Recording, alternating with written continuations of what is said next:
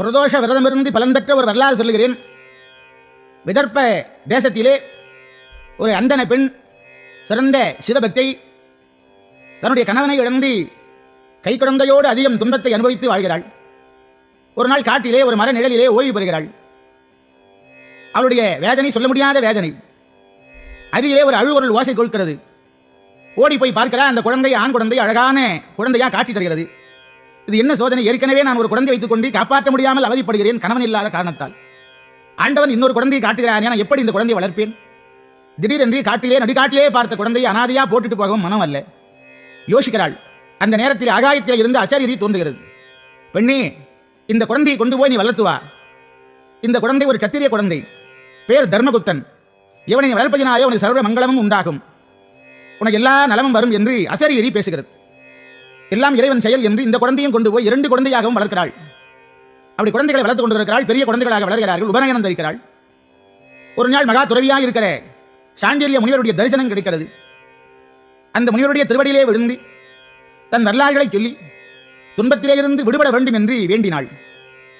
சாண்டில்ய முனிவர் சொன்னார், அம்மா நீ வருந்தாதே. சிவபெருமானுக்கு உகந்த வழிபாடு பிரதோஷ வழிபாடு. அந்த வழிபாட்டினை நீங்கள் தொடர்ந்து செய்து வருவாயானால் உனக்கு துன்பம் விலகும், இன்பம் பெருகும், இறைவன் அருளும் கிட்டும் என்று அந்த வழிபாட்டு முறைகளை எல்லாம் முனிவர் சொன்னார். அந்த விதர்ப்ப தேச அந்தன பெண்மணி உடனே சிவபெருமானின் நந்தி தேவரையும் உகந்த பூஜையான இந்த பிரதோஷ பூஜையில் அந்த அம்மா கலந்து கொண்டு முறைப்படி விரதமிருந்து செய்து வருகிறாள். ஒரு நாள் இந்த 2 பிள்ளைகளும் ஆற்றங்கரையிலே குளித்துவிட்டு கரையேறி வருகிறார்கள். அப்போ இந்த அந்தன பிள்ளை கண்ணிலே மண்ணிலே புதைந்திருக்கிற ஒரு புதையல் பிரகாசமாக தோன்றுகிறது.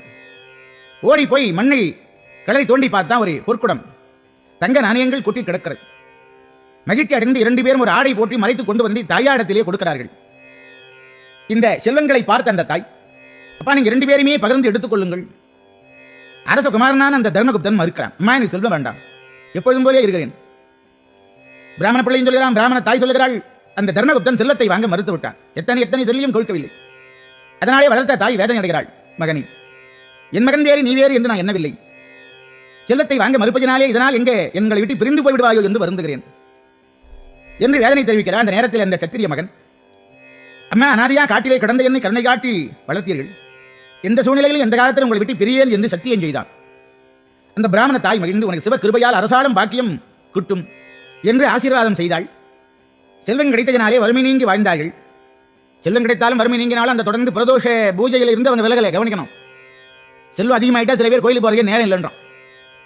கோயிலுக்கு போறதுன்னா 4 மணி நேரம் வேணுமா? எங்கு போனாலும் எந்த வேலை செய்தாலும் செய்யும் தொழிலே தெய்வம். சிந்தனை சிவன்பால் இருந்தாலே போதும்.